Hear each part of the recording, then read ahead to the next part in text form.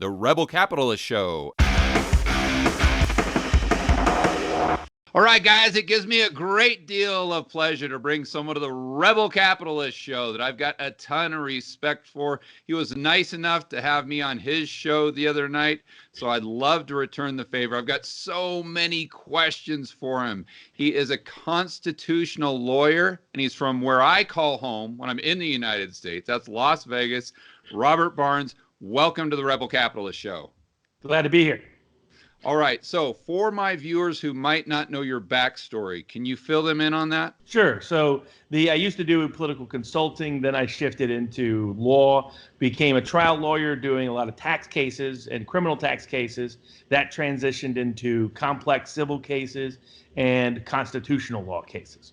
So ultimately, sort of ended up doing that kind of work. And then I have a side hobby of betting on elections when the opportunity presents itself.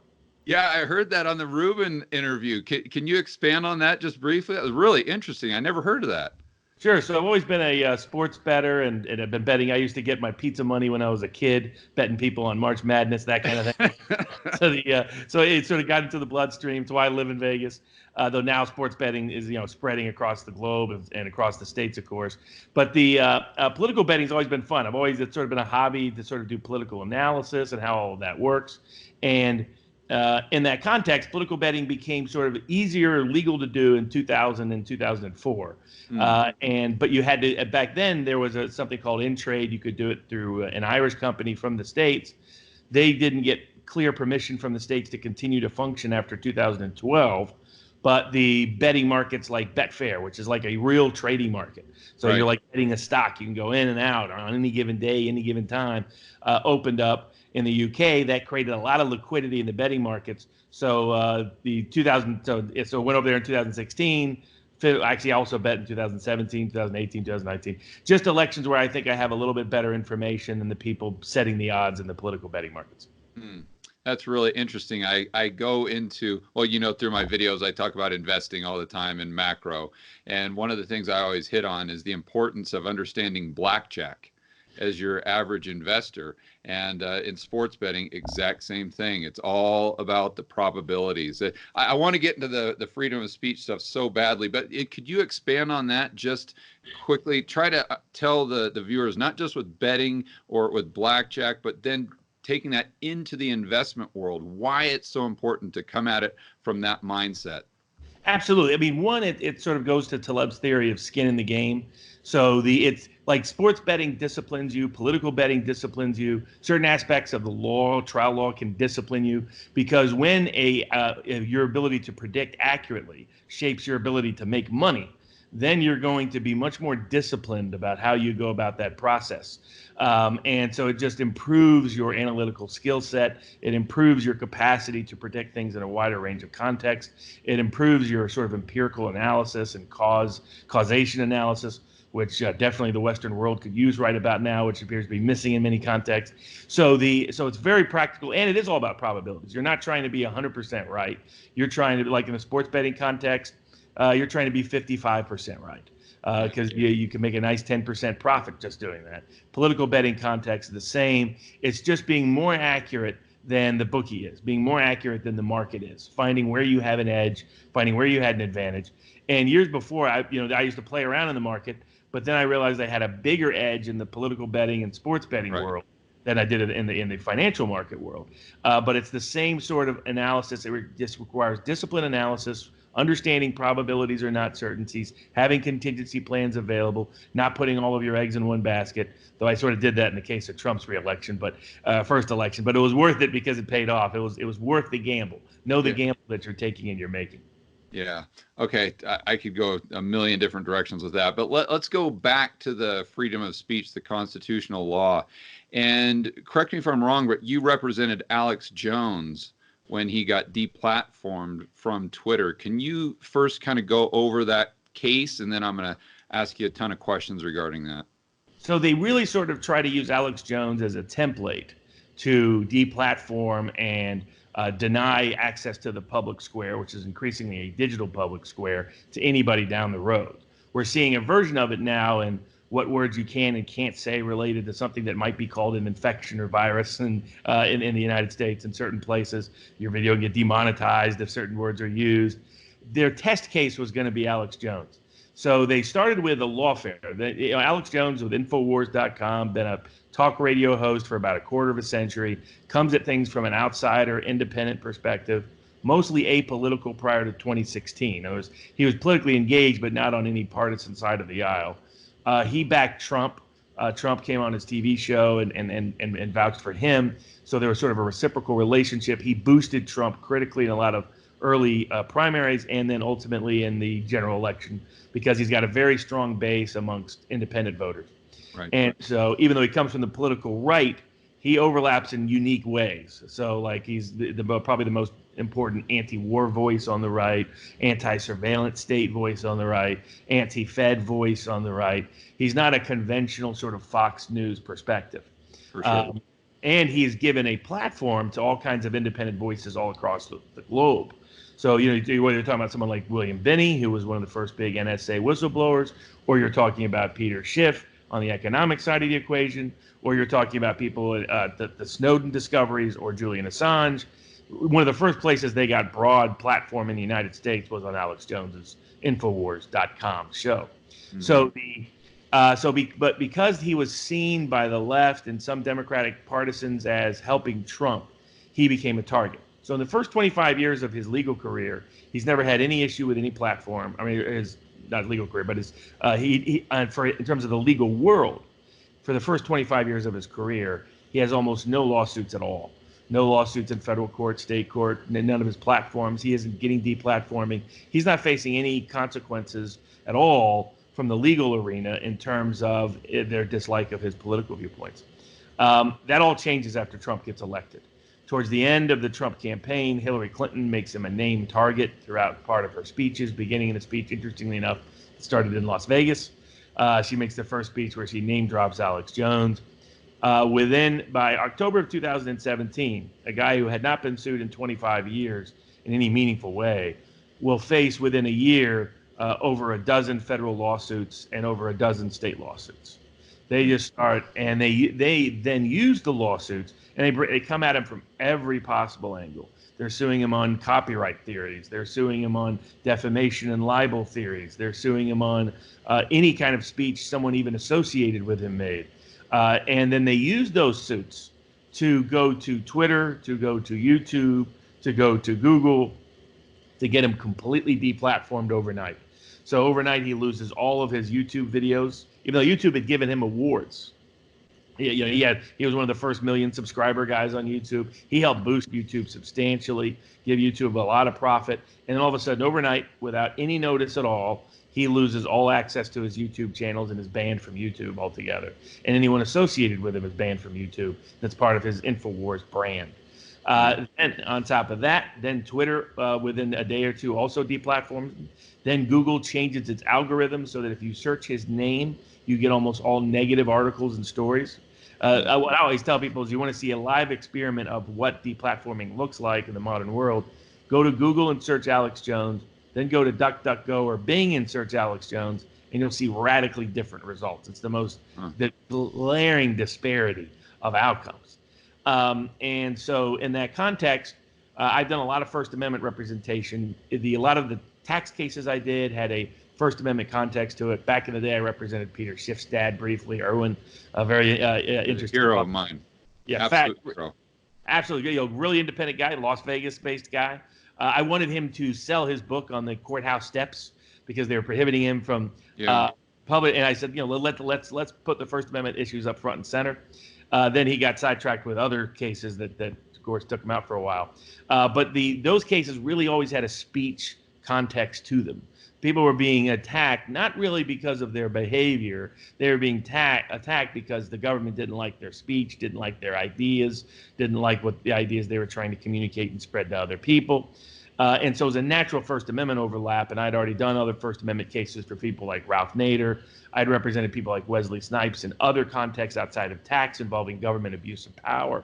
I'd been doing civil rights Yeah. cases. I want to make sure people understand that it's not that you're just this guy on the right that's gung-ho conservative in Fox News, so you want to pick this up because it's kind of within the narrative that you have in your own mind.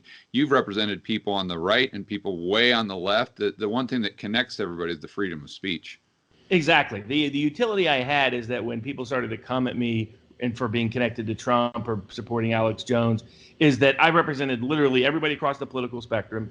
Every year I take pro bono cases across the country, including across the globe. I've taken asylum cases. I've taken cases for people who are, whether you call them undocumented or call them illegal immigrants, people that are here in that context where their rights are also being violated. So I'll represent anyone whose constitutional rights are being violated, regardless of political flavor. So I've represented the Peace and Freedom Party, the last true socialist party in the United States. Represented Jill Stein in 2016. Represented the Green Party many times over the years. Represented Ralph Nader in multiple contexts. Represented Wesley Snipes, whose politics is he's very independent, but is more on the left. Mm-hmm. Has done a lot of work in that field for African American history, and also he has Native American roots. And then also represented the Libertarian Party, Tea Party, Taxpayers Party, Alex Jones, people on the right. The Covington kids, I guess people would put them on the right, though I see that as a non-partisan issue. I just see it as the media getting out of control. For sure. And so so represented people all across the political spectrum. I've sued the various cities and counties and state governments on your everyday civil rights cases, Fourth Amendment, Fifth Amendment, Eighth Amendment cases that involve excessive bail imposition, cases that involve wrongful imprisonment, cases that involve people wrongfully treated that were either in mental health facilities or in jails. So I've been, and politically, up until 2016, most of my friends would have seen me more on the independent left. Because I came from a sort of old Southern Democratic populist tradition, guys like Huey Long and Big Jim Folsom and those kind of folks. And so even though I had a deep skepticism of how our financial system operated, it's a place where sort of the left and the right kind of tend to meet in doubting the institutional state and NSA-driven industrial complex, financial complex kind of world that doesn't really work for ordinary people. But Trump, sort of like Alex Jones, I started shifting to the right politically because increasingly the left was becoming statist in orientation. It was no longer about individual rights or individual liberties or individual protection. The people I had to fight the most in the Nader cases and in the Peace and Freedom Party cases was the institutional Democratic Party operatives in those respective states. So it was people like I'd got a scholarship to Yale when I was a kid. And I went up there thinking it was going to be all these really smart kids. And when I get up there, I find out it's mostly a lot of rich kids.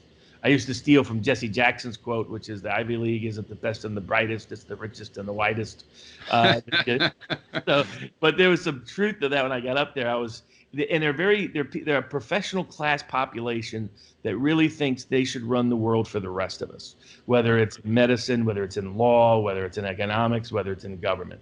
And they lack the diverse life experience that's necessary to be good at it. They lack the independent, dissident sense of perspective that's necessary to make sure that the best ideas are heard, debated, and filtered out in the process. They're really the worst people we could possibly have running the world are the people largely running large parts of the world. Yeah, so it goes back to what Milton Friedman always used to say about that. But okay, so going back to the Alex Jones, what was Twitter's stance? Like, what was their position, and then what was Alex's position? Just for if we bring it down to like a third grade level for me, and then maybe a seventh grade level for my viewers. I'm way down on the totem pole here. Yeah. So they offered different excuses at different times. So what really became clear was they were going to suppress Alex's voice just because he was Alex Jones, and using in mostly the excuse of the lawsuits that were pending against him, but they used other triggering factors. So in the case of Twitter, they said, well, he put up this meme that looks like he's beating someone up, when it clearly had nothing to do with that. And this ended up being debated on with Tim Pool on Joe Rogan's podcast with Jack Dorsey and his counsel. Right. And you could tell that Twitter's counsel only knew the official pretextual reason. She didn't know the actual underlying reason. So they basically just said, look, we can suspend anyone anytime we want because we're a private company. And even if and we don't have to conform, and that our terms of service permit us to do anything we want, anytime we want, for any reason we want. And that was their ultimate legal excuse. Their political excuse was look at these lawsuits that are pending. And look at some of these things that we don't like. We think he did something wrong in this particular instance or that particular instance. They end up backing away from those particular instances because when people looked at them, they said, "How did you misconstrue a sort of satirical video as actually portraying physical violence? Well, you actually do have terrorist groups on Twitter promoting various forms of violence that they don't suspend."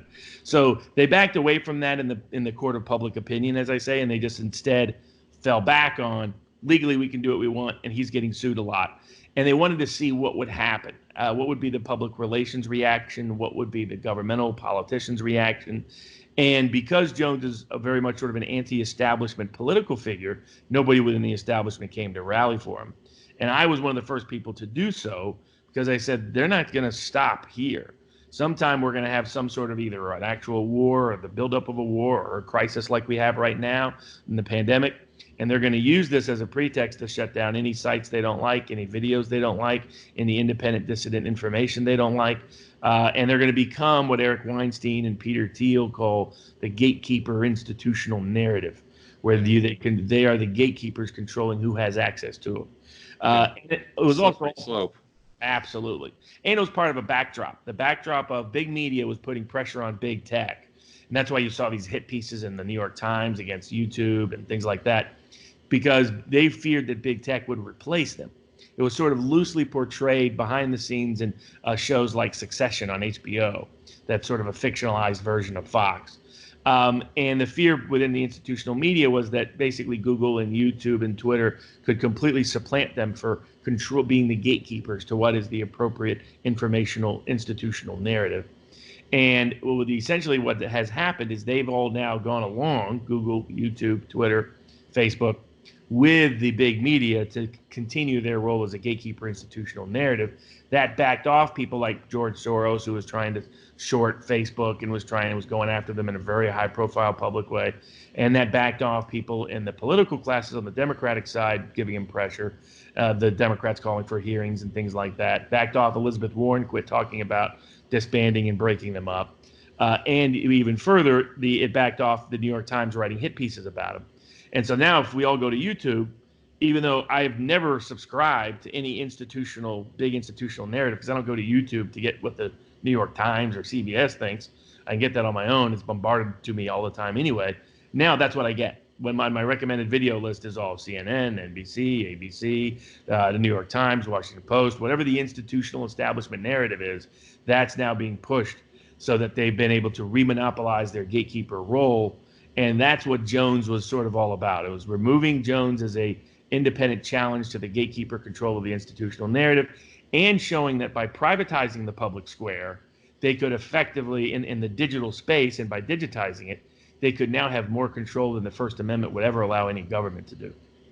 Okay, so I want to unpack that before we get into more specifics on Jones's side. Sure. I want to look at Twitter because there's so many things, so many variables. I don't know, and I'd love to get your insider opinion on this. Is Twitter coming at this just politically motivated, meaning Jack is like, okay, I'm hardcore on the left, so I want to run my business that way? Or is he looking at this saying, okay, I've got all these employees that are very hard to come by in San Francisco or in Silicon Valley, and if I don't make a stand on the left, they're going to quit, then I'm screwed, and I've got my responsibility to my shareholders? Or is he saying, I've got the responsibility to the shareholders, we're not making a profit right now, and I cannot afford to get into a battle with the New York Times or any of these people that want to take me down? Or is it something that this CEO of a high-profile company says, you know what, if I'm going to have to pick a side here in my public life, I would rather be on the side of the left, because I know that if I do get high profile enough, that's the side that's most likely to come after me. in the form of higher taxes, maybe not getting tax breaks, where if I come out, let's say, of the closet on the right-hand side, well, I'm much more likely to be attacked by that group of politicians, where the politicians on the right, I'm not saying they're good by any means. I dislike both parties equally, but at least the ones, if you're a business CEO, the politicians on the right are less likely to come after you, or is it a mix of everything? What do you think from the insider perspective? So I was one of the first people to sue Twitter because I sued them in California on behalf of Charles Johnson, where all four of those factors that you're talking about were present, plus a fifth. So the fifth factor is, I call it sort of the popular front strategy of the communists in the 19-teens and 1920s, which was infiltrate the institutions that have the most influence over the public mind. And their goal was to infiltrate the State Department in the United States, to infiltrate advertising departments and marketing departments in the United States, and human relations and employment departments in the United States, as well as universities and teaching academies. And the thought process is if you get into where the mind is actually shaped and thought is actually shaped, then you can, I mean, that's where like a lot of the McCarthyism, well, clearly it was excessive, all the blacklists that took place, they weren't entirely without some factual predicate. There was an attempt to infiltrate Hollywood. There was an attempt to infiltrate the State Department. There were attempts to infiltrate big corporations. That actually did happen. They just went to target anyone they disliked politically for independent reasons. That's what happens. Well, like what we're seeing right now. It's what happens when you give politicians a blank check. They write that check for as much as they can cash it. And so in Twitter's context, he originally started out, and I think Dorsey was sincere initially, though I've talked to people who know about some of the interior technology that they've built up, and they have more skepticism of them, kind of like a lot of the criticism I used to get when I was working in the tech industry in the early 90s, the people who really did not like Bill Gates. So you get some of that feedback. But putting that aside, his pitch was he was going to be the free speech wing of the free speech party, that he was going to be the most free speech place. And there's some people that think he really meant it, and then things changed his mind.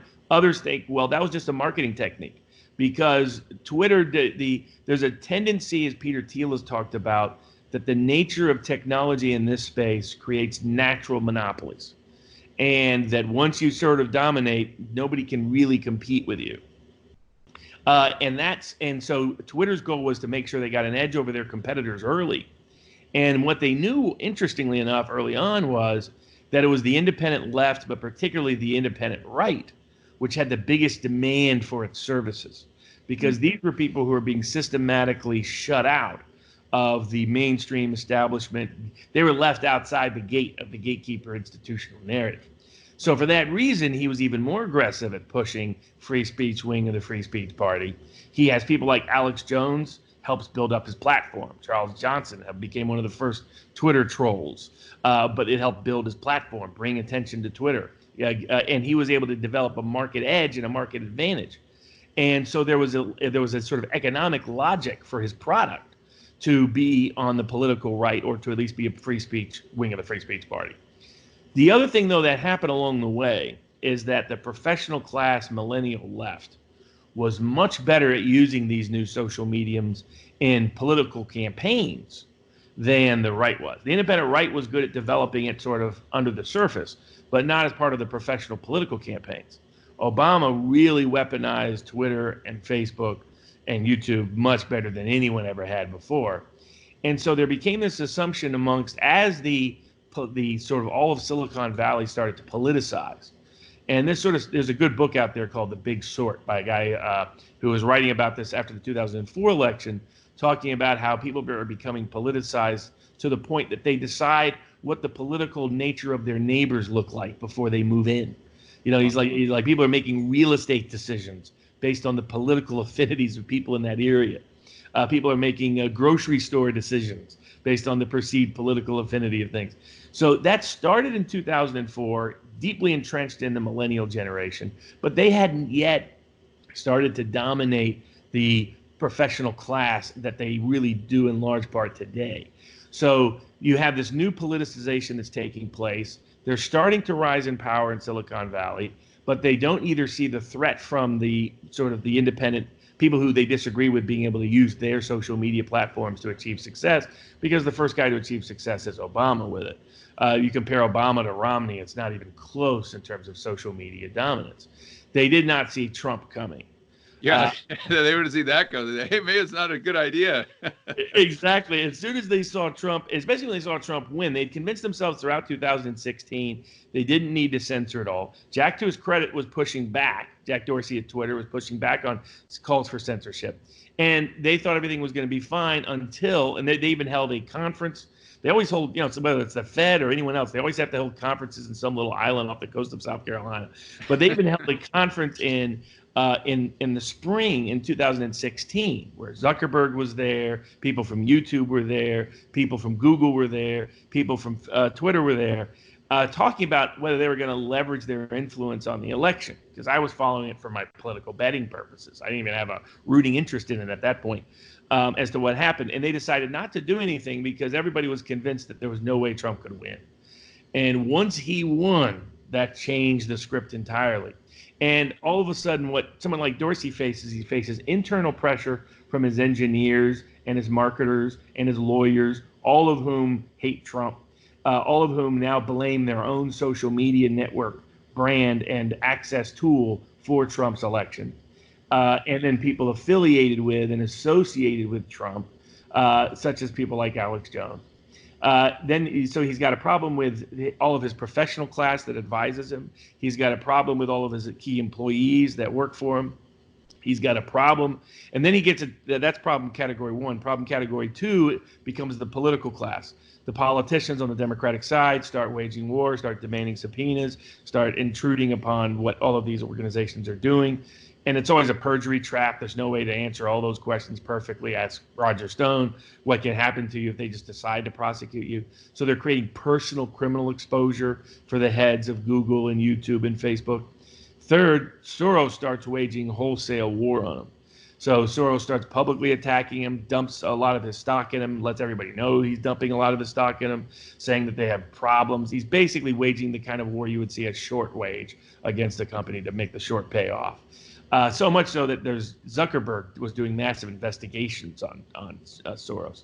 I mean, they were ready. Zuckerberg was the one pushing back the most against this, while experimenting with being president himself, doing his little tour and all that jazz. Right. And then fourth, you're getting pressure from stockholders, from shareholders who have the same political preferences because they don't like Trump, and they see what's happening in the political arena, and they see what's happening with people like Soros, and they see what's happening with the legal and professional class saying it's bad. And then to add to all of that, you get the New York Times and the institutional media and 60 Minutes start to run hit pieces. Say YouTube promotes Stefan Molyneux and people who really weren't that controversial a month ago. All of a sudden, they're portraying them as alt-right, as neo-Nazis, and using all the inflammatory rhetoric and language. So all of a sudden, they're under massive pressure from everywhere. And then there's sort of AstroTurf campaigns. People start filing all kinds of complaints within the consumer complaint processes that Twitter has, that YouTube has. So all of a sudden, if there's a potential copyright argument, somebody's going through every, say, Alex Jones video, every Stefan Molyneux, and saying, "Oh, hey, we can do a copyright strike here." They were doing it to Joe Rogan. They were doing it to every little musical thing that was played, any little photo that was used, any video that was done. You have people like Sargon of Akkad, ends up getting not only sued, but attacked and has his video removed for what was an actual frivolous lawsuit, as the court ultimately determined. But he was out of the game before, at least on YouTube, before he could make meaningful remedy. So that he is facing pressure from everywhere, and the only pushback is from a few conservative politicians who are inconsistent in their approach and are naturally like Dave Rubin. They're they have contradictory impulses here. They don't want to see big tech use their control and monopoly over the social media space to suppress independent views, but they don't want the government to replace big tech in that role of securing the presence of independent views. Right. So the right is politically disadvantaged in being able to contest or challenge this because their own ideological limitations don't provide an easy resolution. And the only risk is lawsuits. I start bringing those lawsuits, but the courts as a whole have interpreted various congressional immunity provisions to mean protect big tech economically. So they don't allow, so even though really what big tech is doing, in my view, runs afoul of First Amendment principles and other principles, Congress's Section 230 of the Communications Decency Act, which was intended to help big tech, help the United States in particular, develop a big tech edge against Asia and the rest in the original development of big tech ideas like Google, like YouTube, like Twitter, like Facebook, has been interpreted to mean they should never be sued for anything that happens on their platforms. That's how courts have interpreted that. Even though that's not what the law says, it's how they've interpreted it.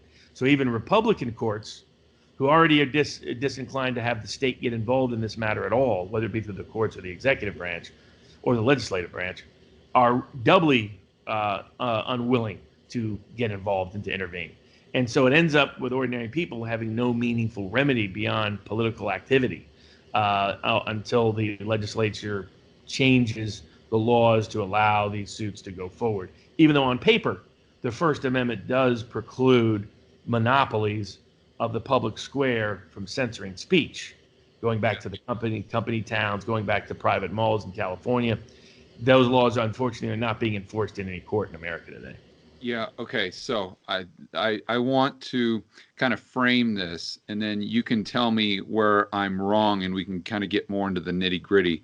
So for me, as just a libertarian, I retired in 2012 as an entrepreneur since I got out of college. So I see that side of it. I also see the side of it of free speech that, listen, I'm almost an absolutist. Like I think there's an argument for allowing people to go into a movie theater and yell fire. Or when you look at all the downside of the slippery slope where that takes us, which this is a great example. But just taking it down to its simple form. So it's a business, a private company, in my mind, private property.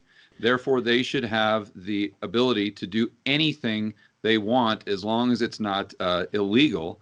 And then on the other side, though, I think you should be able to say quite literally anything you want. So I don't. So how do I reconcile that? Tell me where I'm wrong there on either the side of you should be able to say anything you want, or on the side of this is a private company, therefore they should be able to do anything they want on their platform or whatever they physically own. So my view on that is twofold on the private company side.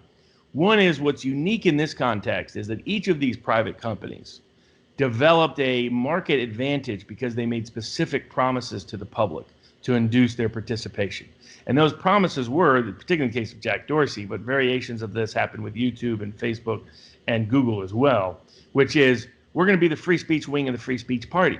So don't look at any of our competitors that might be out there. Come and join Twitter. Help monetize this brand by you joining us. Help give us a practical monopoly over this particular social media platform.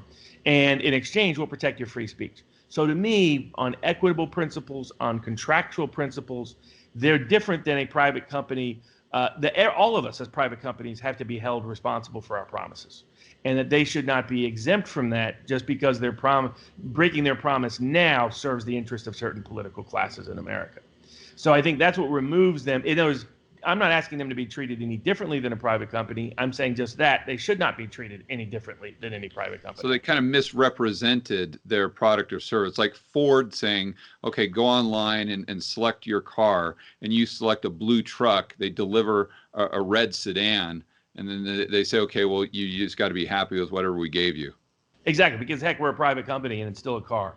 Right. So, right. And that's part one of it. The second part of it is in the United States, there's always been a provision that if you achieve monopoly power over the public square, those are the two components. You have de facto monopoly power, which is usually evaluated at more than 75% market share of that particular area.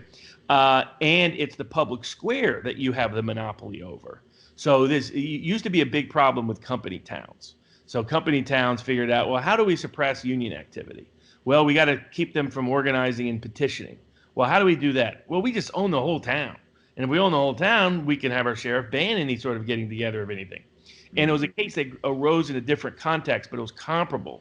Went up to the U.S. Supreme Court, and the U.S. Supreme Court said, well, that private businesses have an absolute right to do whatever they want, but when they choose to have monopoly power, because you don't. I mean, you can always forfeit some degree of monopoly power, or when they choose to have that monopoly power over the public square, such that the only place the public square can be in that particular town is where they have a monopoly.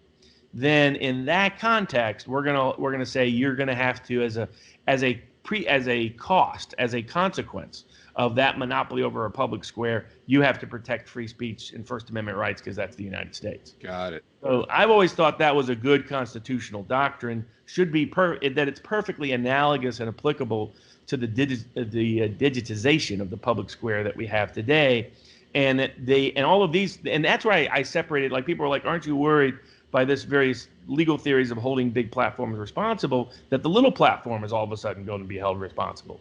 And I'm like, I agree that the small company that has their own web page or their own social domain or they should not be, or their own message board, they should be allowed to censor whatever they want. But they are not in a monopoly power over the public square. It's that if you choose to have monopoly over the public square, then that's when there's a price to pay for that, a public price for that public monopoly. Now, the ultimate solution that I've been recommending, and when I talked to Senator Hawley from Missouri and other people, he ended up making his bill much more complicated, unfortunately. God bless politicians. Yeah, I was going to say, leave it to a politician, buddy. Two paragraphs. I was like, just make it simple. Take Section 230 immunity and keep it there, and say you get to stay immune from all the things that publishers could be sued for. Because right now, even though they're a private company, they are uniquely immune in state and federal court from being sued for what happens in their publishing decisions. Because they're seen as a platform. Exactly. Right. Because now that they're overtly saying, you know what, we're not a platform, we're a publisher. Right. We're deciding what gets said on that platform. We're not just providing the wood to stand on for anyone to speak. We're going to decide who can speak on that platform. Then they're asserting publisher privileges, but they don't have publisher responsibilities because of Section 230. And my solution to this wasn't necessarily to remove their publisher privileges. It was instead to say, let's just extend the First Amendment. Say you can stay immune from suit, even though you're acting like a publisher. You won't be sued as a publisher because we like all the speech that flourishes from you being allowed to be a publisher. But the precondition is you have to comply with the First Amendment. And as long as you comply with the First Amendment, you get to keep your immunity. And the advantage with that is that's not any intrusion on private space or private economy. It's just giving people a carrot and a stick and saying, look, if you want to act like a publisher, fine. Well, you will be responsible for a publisher unless you agree to keep First Amendment immunities in place, First Amendment protections in place. Then we'll allow you to have unique immunity as a big tech platform. And Hawley did like half of that, and the bill ended up being way too complicated. But I still think there's a simple with two sentences, Congress could fix this issue overnight in a way that would not endanger private companies at all, and would at the same time give the best and most protection of free speech. Okay, got it. That makes a lot of sense. So on the other side of the coin, where am I wrong there? Saying that I'm as free speech absolutist. I understand where Jones was coming from. I assume that was his position, that, hey, I'm just exercising my right to free speech on this platform that's supposedly all about it. That's the contract that we had initially.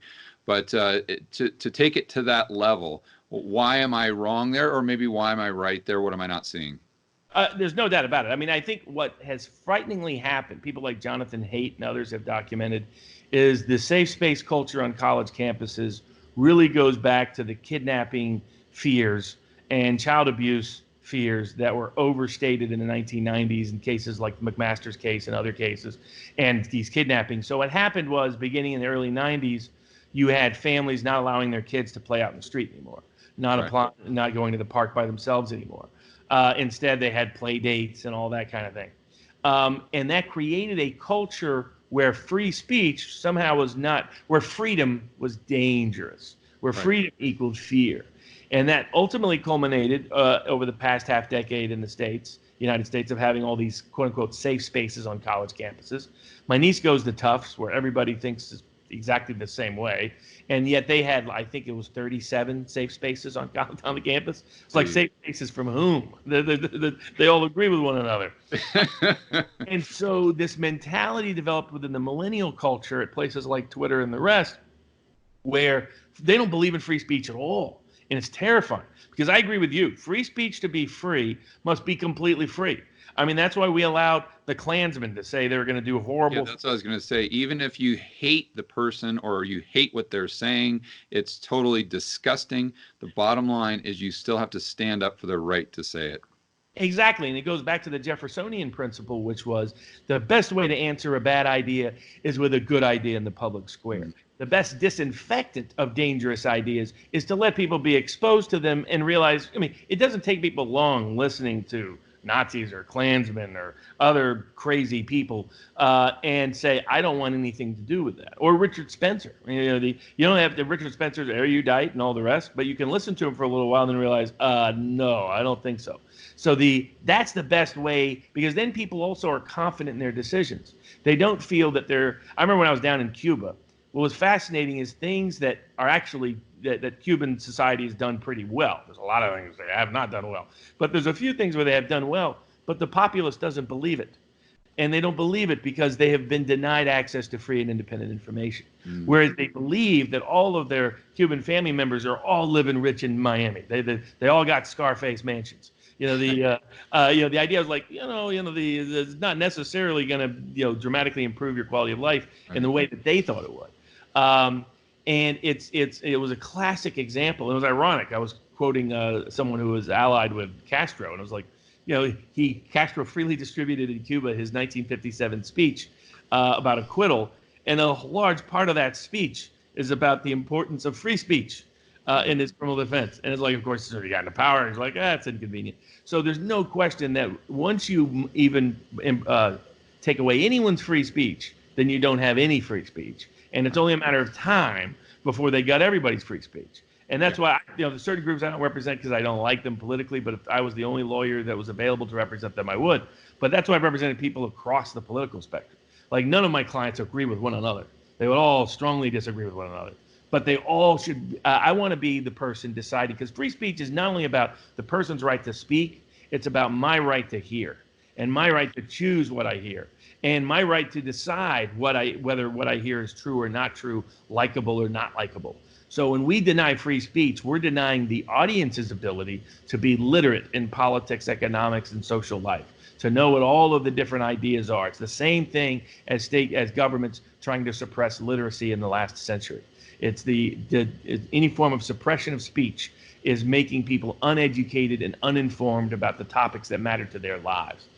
Because there's no better way to get in. Like, just think about it. Years ago, Christopher Lasch, great historian, passed away some years ago up at the University of Rochester. He made the point, he forecast a ton of things that were going to happen. He was writing in the 80s, stuff that all came true in the 2000s.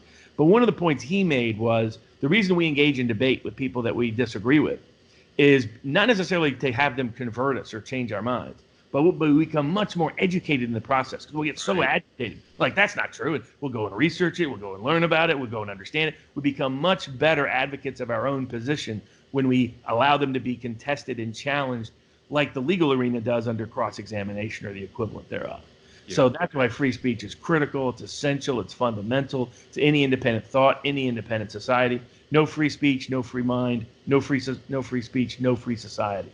And that's why it's fundamental and essential, but it's under wide-scale, broad-scale attack in the United States today. Yeah, okay, so that's a perfect transition into the next topic. And now what we're dealing with the virus, we'll call it for YouTube, or cervasis sickness, whatever you want to call it.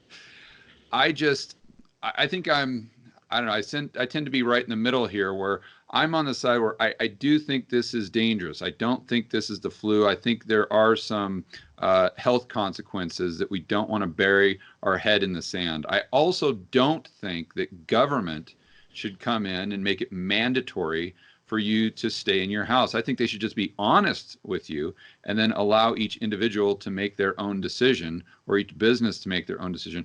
But that out of the way, I'm just really, really concerned moving forward how this is going to set a new precedence for government control and intrusion in our lives, very similar to the way 9/11 did with TSA. So I'd love to get your impression, I'm sure you've been thinking about this quite a bit. Like, number one, what do you think they'll do in the next 3 years, 5 years? How do you think this will play out? And then I guess my next question would be, is it currently legal, or are they going to have to change laws to do these types of things? So yeah, so my background on the whole thing was I was one of the more pandemic alarmists when it first started, and it was interesting. It was all people who followed China. That if you followed Chinese politics, Chinese society at all, I had a venture capital friends that were in that category, other people that were in that category, and so once China shut down large parts of its economy and society, that told me this was definitely not just the flu. Right. Because no way China's going to do that. Because I mean, the Chinese government wouldn't blink twice at a few folks dying. I mean, what they care about is whether, so and so is going to get to the factory tomorrow to make sure this gets done, to make sure it gets to the port. And people who are doing satellite photos of port activity were showing port activity dropping off the cliff. And traffic, the TomTom report. I don't know if you saw those. Those are great. They are fantastic. It almost all this comes from independent information, because you could not find this from the institutional press. So as I was going through and looking at it, I was like, all right, this is clearly something severe and serious. We should be prepped and prepared. Trump was sort of dismissive of it early on, and it was fascinating watching all the Western politicians. All of them sensed that the panic from a pandemic could be much more dangerous than the pandemic itself. So that's why even the Italian leftist government, I mean, no matter what political stripe they were, no matter where they were within the political spectrum in the West, for the most part, they all reacted the same at both stages, both underreacting, saying, don't worry, everything's fine, everything's cool. And the only difference being the left saying, make sure you have parades and hug people who are Chinese and things like that. That was their, make sure there's free travel. And people on the right being concerned with immigration and travel bans. Beyond that, you didn't have much political difference between them and how they handled it. And then they all of a sudden, in my view, overreact. Because in the entire history of the United States responding to viruses, we have never suspended constitutional liberties as part of that process. We have never shut down our entire economy as part of that process. Unemployment actually fell during the Spanish flu epidemics of 1918 and 1919 because they didn't shut down any of the businesses at all. They just imposed social distancing rules and things like that. They shut down mass gatherings, but that was about all. They shut down schools because young people were uniquely vulnerable to the Spanish flu, as in contrast to this one. So my initial view was, I even canceled all my discretionary travel in February. I was like, all right, this is going to get bad at some point. But I never anticipated the overreaction, or that in particular, what we're seeing is politicians using it as a pretext, as a test case, as a template to see how much they can get away with. Because it turns out, like fear of terrorism could get you somewhere, but couldn't get you nearly as far as they've gone now. Fear of crime in the streets could also get people to forfeit their civil liberties, but nowhere near the scale now. Fear of a foreign enemy could get you scared enough to lock up people of Japanese ancestry in the United States, but couldn't get you to lock up the entire country in the United States.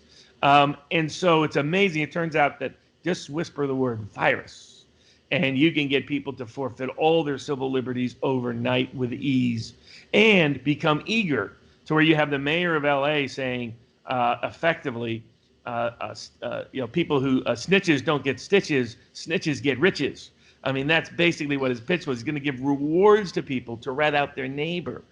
You have people at the World Health Organization saying we maybe have to come into your house and separate your family for your own good to protect them from one another, from the virus, because it's invisible. I mean, it's the fear factor on this. The only person really in the political space predicting this kind of thing that has any degree of big platform in the United States was Alex Jones, ironically enough. So the guy they're trying to censor and suppress is the one guy who 15 years ago was saying the way they're going to seize power is they're going to use a virus as the guise of it, and they're going to come in and shut us all down and put us under mass house arrest, and we're going to have checkpoint Charlies with military and cops on the streets, and everybody's like, oh, Alex, you're just crazy. But now we're living it. We're living it right here, day to day.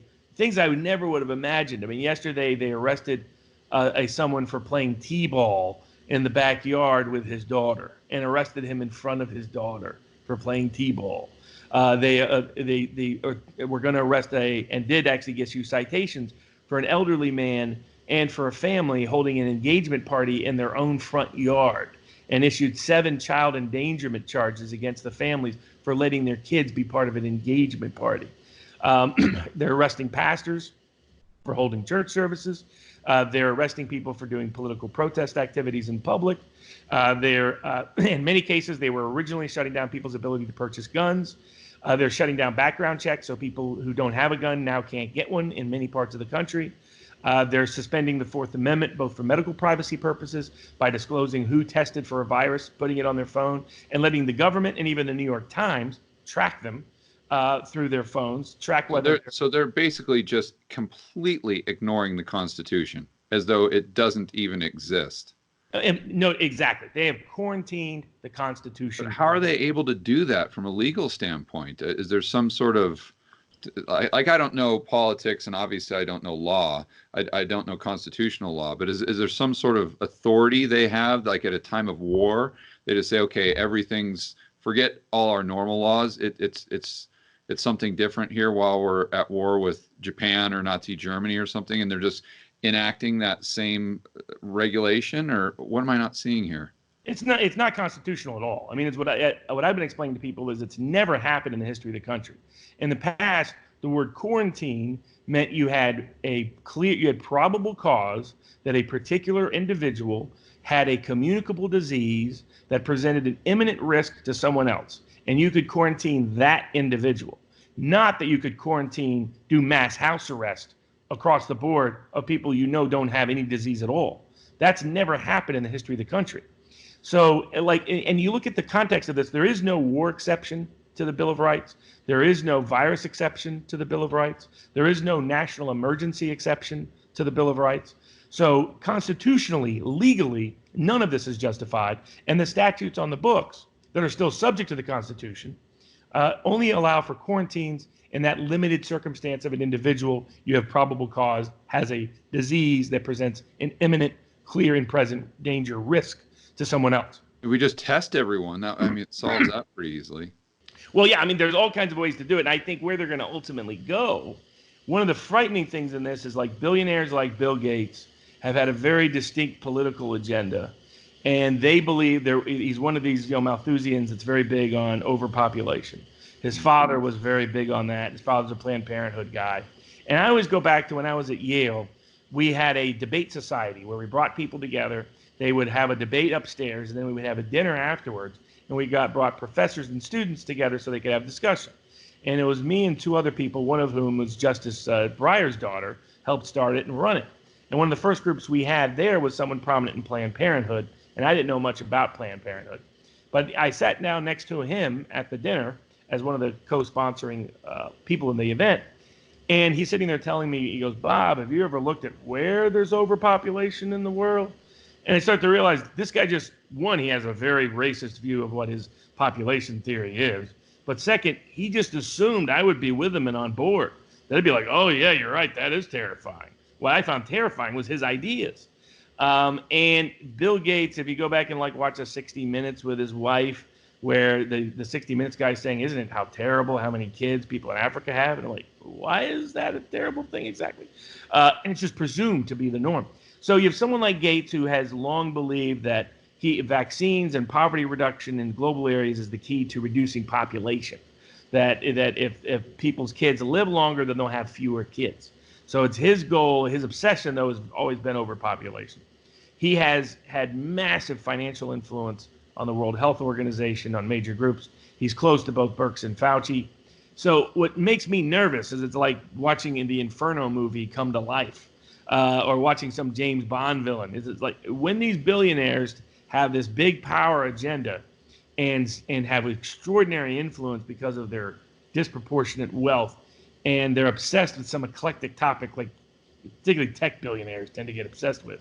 At least Elon Musk thinks that maybe we're in a simulation. That's a very manageable, thing to deal with, right? You're not somebody who thinks we really have to control the population. We need vaccines, and in particular, Gates' thing has been a digital vaccine.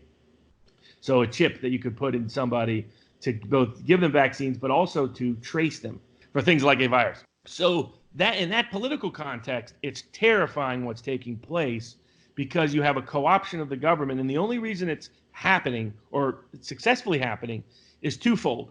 The legal left, although most of the legal class in the United States, most lawyers in the United States, are so overtly political now that the only lawsuits they're bringing, the only lawsuits the ACLU is bringing, the only lawsuits other civil rights lawyers are bringing, is they're bringing suits against Walmart for employing someone because there was a risk of the virus spreading. Or they're bringing suits for inmates to be released from jail early, or bringing suits for immigration detentions to no longer go on. It's got a different narrative. Exactly. So if it doesn't fit into their narrative, they're not bringing the suit. So they're not bringing any suit on political protest grounds. They're not bringing any, like, for example, I'm about to bring a suit for a guy who just wants to get on the ballot in Virginia. But he has to circulate petitions because he's an independent candidate. They're refusing to waive the petition signature requirement while also prohibiting from him gathering signatures under the stay-at-home order. So they're basically using it. This is just like the two parties to do so. They're using it to prevent independents from even getting on the ballot in any state in the country for the upcoming elections. So I'm going to have to bring suit there. Bring suit on behalf of political protesters wanting to do rallies. Rallies, by the way, where they're doing social distancing, where they're 8 feet apart from each other, outdoors, where the virus is much less likely to spread, particularly in some of these places in warm environments, humid environments. And they've been arrested. It's happened twice in North Carolina now. So looking at bringing suit there, looking at bringing suit for the pastors, looking at bringing suit on the Fourth Amendment surveillance grounds for people who are being spied on without their consent, their medical privacy waived without their knowledge. I brought one of the biggest civil rights cases in medical privacy context in the country because Obama was using the IRS to gather people's medical records. And they stole 60 million medical records of 10 million Americans, including prominent judges, actors, movie directors, producers, baseball players. So I brought a big class action suit, got a settlement where that stopped and ended, but I'm going to have to go back to it because they're doing it now again, using the virus as the pretext to do so. And then the other big one is the Fifth Amendment, because we sort of have a balance built in that says if you're going to take away someone's property, someone's occupation, someone's professional license, someone's ability to make it a living, then you first have to give them due process so that whatever your legal standard, your evidentiary standard for doing so is actually empirically validated and verified. But also, you have to give them compensation. No taking without just compensation. And just compensation is fair because it's where we're creating a public risk, but we're making private people bear all the cost and expense of that public benefit. So where there's a public benefit and a public risk, the public should share in that risk. It shouldn't all be borne by the small businesses. It shouldn't all be borne by the little independent worker. And that's where the compensation clause comes in. And all of these politicians are not doing that at all. They're not giving any due process. They're not giving any just compensation. They're relying on questionable data and dubious models that exaggerated the risk, that showed the remedy was disproportionate to that risk. Essentially, my view is this: every constitutional liberty should be considered essential services as a matter of law. That no exercise of a constitutional right can never be anything other than essential to America's constitutional republic. Now, the hard part we're going to face is that judges in this political environment don't want to step on their fellow politicians' shoes. And so the ugly history is there's nothing in the documents themselves, the Constitution, the statutes, that allow this to take place. What there is a willingness of the courts to turn a blind eye to it. That's how we get decisions like Korematsu. There was no grounds to imprison every person of Japanese ancestry in the United States during World War II. But the Supreme Court said, no problem. And it was one of the most embarrassing, humiliating decisions in the history of our court systems. There's other decisions like that by the courts in the context of quarantines, in the context of national emergencies, where they approved things that simply don't have any basis in constitutional law because the judges themselves are too scared to challenge the governors, challenge the cops, challenge the sheriffs, challenge the mayors, challenge the presidents. Or the court of public opinion. Exactly. And we live in an environment where you have 2/3 of people saying they are eager to rat out their friends and neighbors, according to public opinion surveys, that they've been so gripped by the fear. And this is what I found fascinating is, like, I was one of the people saying pay more attention when people were paying no attention. And now I'm one of the people saying you're paying too much attention. You're too scared. You're letting fear obsess you. And you're seeing these classic definitions of irrational mind, thought. That, like in the financial world, you look at that all the time about how fear will grip a market, or how fear will grip a community, fear will grip consumers, fear will grip investors, and how that psychology, because as you always talk about, confidence is one of the three keys to any economic system. That's really the psychology of the society or the particular community that's relevant and pertinent to the issue. And we're seeing it in live time. People are saying, "Whoa, we can't allow 30,000 deaths to occur. We have to crush the economy for 2 years." And it's like, that happens in car accidents every year. I mean, so we're applying logic we've never applied before. We've never shut down our civil society or our economy on these grounds. And I think another key to it is not only exaggerating the risk, but mitigating the downside. You have a lot of politicians who I think really believe that because of what happened in 2008 and 2009, that the economy will magically restart just like you went back out to the car after you left it in the driveway for a week. Right. Yeah. Yeah. I know that's not going to happen at all. And I've gone through several videos on why the economy is just as sick, if not more sick now than it was back in 2008. One of the thought experiments I used is, I don't know if you know this, but Greenspan took rates up to 2005. He took rates from 1% up to 5%. And that's pretty much what triggered all the mortgage-backed securities, because their loans readjusted. They couldn't pay the loan, and we know the rest. But if he would have taken rates down, let's say from 1%, instead of taking them up to 5%, taking them down to 0 in 2006, and then let's say we would have started quantitative easing in 2007, would we have had a crisis? And if the answer is no, well, then can you go back and honestly say the economy wasn't sick? Of course it was. We just didn't see the recession because we kept rates artificially low. Same thing here. What we have today is you can just do another thought experiment, taking rates up to 6%, or the Fed's balance sheet down to, call it 800 billion, if you want to call that normal, and we'd have it the exact same economy that we're seeing now with the cerveza sickness.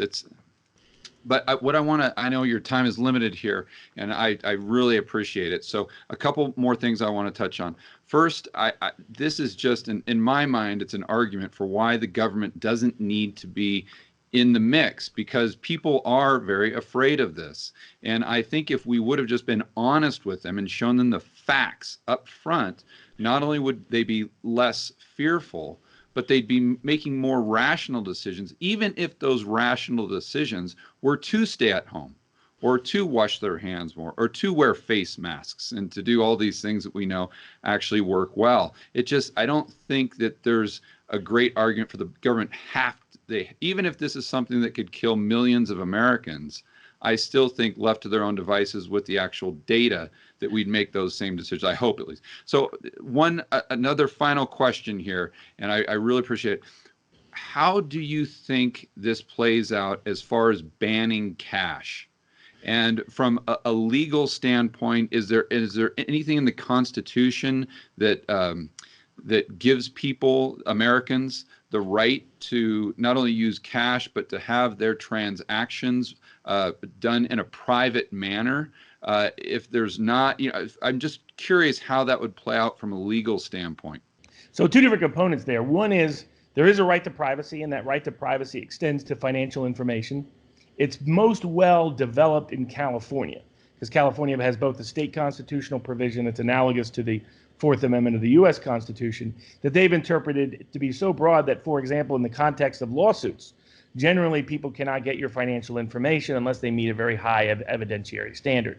So there's definitely, and then I do a lot of tax cases. I do a lot of investment fraud recovery cases, which are versions of that, where somebody says, hey, I got a great way for you to protect your assets, a great way for you to mitigate your tax risk. Just give your money to me in this nice foreign location, and the money goes bye-bye. And so help recover it. But in that context, you get into foreign privacy jurisdiction issues all across the globe. You find out which banks and which countries are good and which ones are not so good. You find out which countries where you can give somebody 10 grand and you can find out their entire financial information, versus other countries where they're going to execute you or arrest you on site if you try to even get banking information. So it's fascinating, the practical differences. There's the legal difference, practical reality. So there are privacy rights that protect people's ability to conduct themselves the way they want to financially. This has been challenged on occasion in certain money laundering contexts. But that's why, for example, there's no avoiding taxes is not a money laundering crime. Congress did that deliberately so that the IRS didn't have the power to use the money laundering laws to go to places that they really had no business going in the privacy context. In the currency context, always an open debate. So like my great-great-grandfathers were all from Rhode Island. They all voted against the original Constitution because it did not yet include a Bill of Rights. So like all the Barneses were like, no, no, no, until there's a Bill of Rights, we're not for it.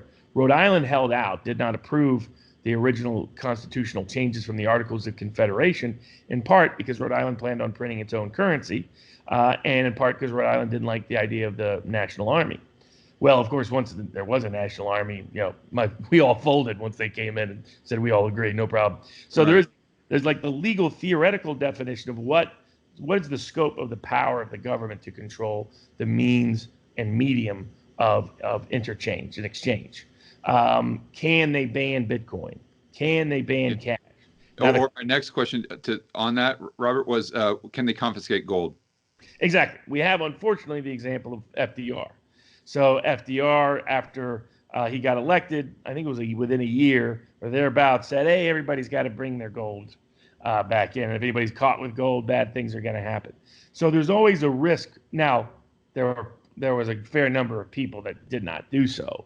They estimate somewhere like 10 to 15%, and they weren't able to really track him down. And there weren't a lot of high-profile arrests because at the time he was doing it, there was serious doubts about whether he could do it. Now, no surprise. Constitutional standpoint. Absolutely, constitutionally. Okay. And once again, it's the courts turned a blind eye because this was the crisis of the Depression. So nobody was going to meaningfully contest, because what he was doing was depriving people of their property without just application of law. So and without any meaningful due process, without showing how was it necessary to take away someone's gold to protect some other compelling public interest. The analysis in constitutional law here in the States is if you're violating someone's core constitutional rights, the government has to show a compelling public interest, and that the means they've chosen to protect that compelling public interest is narrowly tailored to it. A lot of what's happening currently in the pandemic is not narrowly tailored remedies. The seizure of gold was not a narrowly tailored remedy. But we live in an environment where the New York governor has suspended anti-bribery laws, suspended gift giving to politician laws, suspended transparency laws about state contracts, all in the name of the pandemic. It's like, how exactly are the two correlated? Only a politician would think best way to solve this pandemic is we got to get rid of these anti-bribery laws. Then we'll be able to solve it, no problem. So it's that kind of dynamic. So is there a risk of currency seizure or them prohibiting the use of certain things as mediums of exchange? No doubt. Their ability to enforce that constitutionally is still an open question. Their ability to do so practically is probably the bigger question. And I think that's, but what I've always advised clients is I say you should have jurisdictional diversification. So like most people look at, diversification of assets in terms of what kind of stocks, whether it's just stocks, so forth. My view is always have multiple assets in multiple places around the world, multiple banks, multiple financial institutions, outside of financial institutions, so that all of the governments around the world have to collapse for you to be screwed, rather than just one government. I always call it sort of the 15-second plan from the movie Heat, where he says, don't have anything in your life you can't walk out on in 15 seconds flat if you feel the heat around the corner. Same logic. People should have, it's like if you were Jewish in 1928 in Berlin and you see movies and shows like Babylon Berlin, you didn't know what was going to happen just 10 years from now. But it would have been good if you had the people that had a Schindler's List plan in advance were able to get out of Dodge before the heat hit them. So it goes back to probabilities, right? Exactly. And in our current environment, I've been telling my clients this for years, and most of them had not, taken it seriously or as seriously as I thought they needed to until they've watched this. Because I've been saying, look, the right crisis comes along, politicians are going to use it to see how much power they can seize as fast as they can. And all of a sudden, you're going to regret your ability to not move when you need to move, not to have assets in multiple places where you need. Because, what stops them tomorrow from just shutting down bank access? I mean, to give an example, in Vermont, they're saying you can't buy seeds anymore to farm in certain places. They're putting out there's a proposal to ban all non-essential goods from being sold. so that to ban Target and to ban the big stores from even selling things, to ban those from being sold even online. So once they get to control, once they get to ration goods, what's going to stop them from rationing currency, rationing assets, rationing what you can use as a means of exchange? There isn't. Your only protection then is that, well, you have a born identity plan. So you got a briefcase somewhere in 6 different countries that you have the means to get to, that if you got to get out of Dodge, you can be fully economically secure where and when you need to be. Anyone who's not doing that right now is taking an undue risk and undue gamble. I totally agree. Yeah, that's why I always say in my videos, you got to diversify your portfolio, but you got to diversify your political risk and your currency risk. And it's one of the reasons I'm talking to you right now from Medellin, Colombia. Exactly. Precisely. That you put into action the plan that other people need to start putting into action now, or at least have the plan there so they can execute it if they have to in 15 seconds flat. Yeah. All right. Wow, Robert, what a fantastic conversation. For any of my viewers or listeners who want to find out more about what you do, where should they go? So they can on Twitter. I'm still on there right now. We'll see how long that lasts. Yeah. At Barnes _ law. They go to the website Barnes Law LLP as in Peter.com. And there's also I've started a little organization that's going to cut ideas to replace the ACLU, but be more broad scale and to be what the ACLU is supposed to be about, called Free America Law Center, and people can go to www.freeamericalawcenter.com. So any of those places, they can find me and follow and track what we're up to and do it. And it's been fantastic. I think what you're doing with with everything you do on YouTube is fantastic, because it's critical to people get self-educated. Also, you do a very good job of making it accessible. God bless Peter and God bless some other folks, but I've been telling them for years, you know, if I use the words fiat currency to the bartender, the eyes start to glaze over. There needs to be something that's accessible, that people can, and that's actionable. And you do a great job of making it both accessible and actionable. And it's one of my go-to things. If your video's up, I watch it. It's just because, like, okay, that gives me information in a quickly distilled way that I can take action on and make recommendations on. So and in this environment, particularly these days politically, and with these big tech gatekeepers, it's essential that people like you are there and available for ordinary people. Well, I appreciate that. And on that note, everyone go to georgegammon.com and subscribe to my email list so we're not at the mercy of these big tech companies, and I can communicate with you directly. But Robert, I'll let you go, buddy. I appreciate it. I cannot wait to do it again. Fantastic. Thanks, man.